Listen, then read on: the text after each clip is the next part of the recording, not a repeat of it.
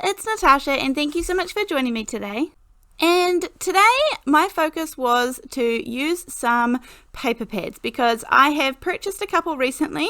My stash was very low because I really don't buy that many paper pads or anything, and so I bought a couple of new ones, so you'll be seeing these same few ones pop up over and over again in my videos while I make the most of using them. So I'm going to start off today with this honeybee one called the Great Outdoors. Now you can use any paper pad that you have in your stash at all, but I picked out a few new ones and got them recently over the lockdown period, and so I am enjoying using them now. Now I'm going to go through and I want two colors that are going to go side by side. So there's one here that's kind of nice and bright and busy. Maybe not bright, just busy.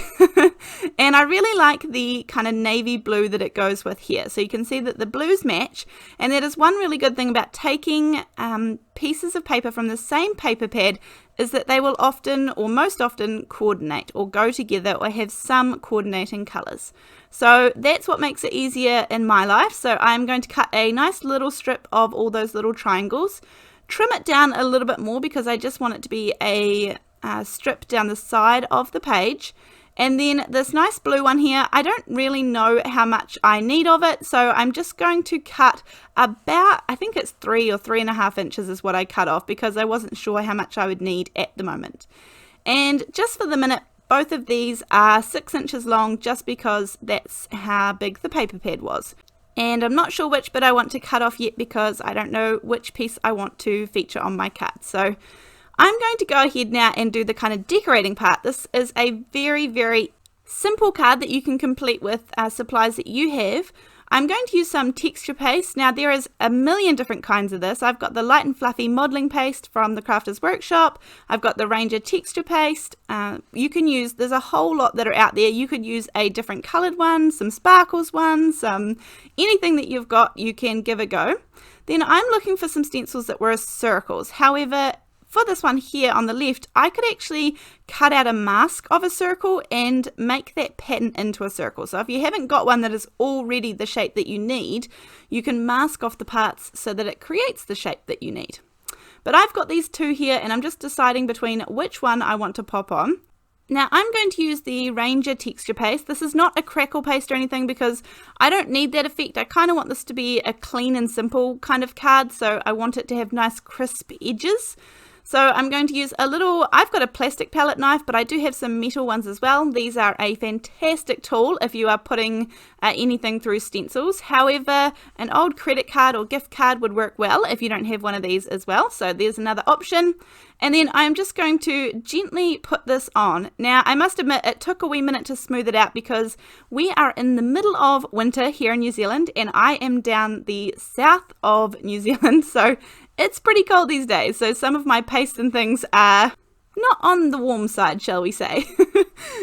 Now, when I'm spreading this, I am going for a nice, even, smooth texture. For this card, I don't need it to be, bumpy or rough or textured or anything. I want it to be nice and smooth and clean. So I got a really good impression there, and it's got some beautiful little dimension. Not too much, but just enough. Now, again, this is one of those stamp sets that you're going to be seeing time and time again. I know you've seen it a few times before, but this is definitely a favorite. This is called Made For You, and I do find these stamp sets in particular, these ones by Creative Expressions, their Woodware craft collection, to be very affordable. So they have a little bit lower price point, which really helps out when you're going for some sentiment stamps. Now, I'm going to use some Belle VersaFine Clair ink. Now this is the darkest blue that I have, and you can see it's not quite the right blue to go with that navy that I've used on my card, so I'm going to kind of mix up the colors here. So I used the Belle first. Now I'm going to bring in the Morning Mist VersaFine Clair, and I'm just going to stamp right over top of it. And although this doesn't create an absolute perfect match, it definitely brings it much closer to the blue that I was going for. So you can definitely layer up your inks to see if you can get a little bit closer to coordinating colors.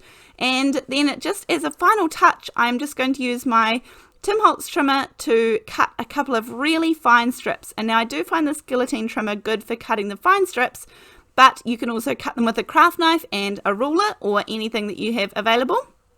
And these ones have adhesive on the back ready to go, which helps. Now, something else that I find helps.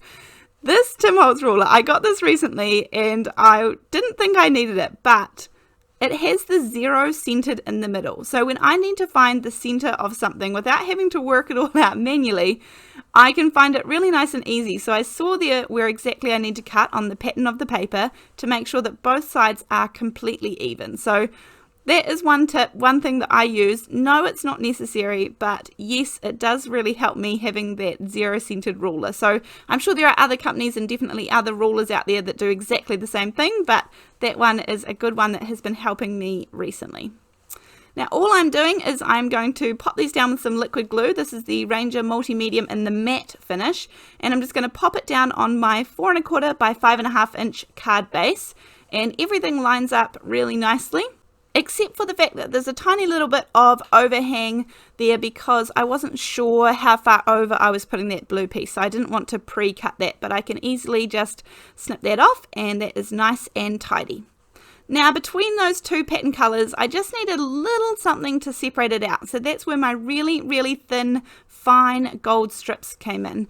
And it is a little bit hard on camera because I do find that this is a mirror cardstock.